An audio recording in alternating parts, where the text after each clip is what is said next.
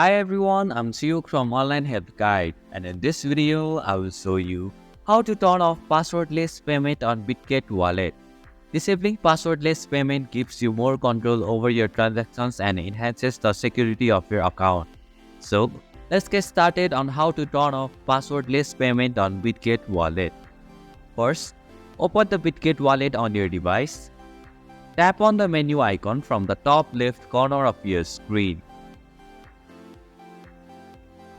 From the list that appears, find and tap on the Advanced Settings option. Now, look for the Passwordless Payment option in the settings. Tap on the toggle switch next to it to turn it off. Once the switch turns gray, it means passwordless payment is successfully disabled. And this is how you can turn off passwordless payment on Bitget Wallet. Thank you for watching Online Help Guide. Hope this video was helpful. If it was, then hit the like button and comment down if you have any questions or feedback. Also, if you are new to our channel, please subscribe and hit the bell icon so that you won't miss our upcoming videos.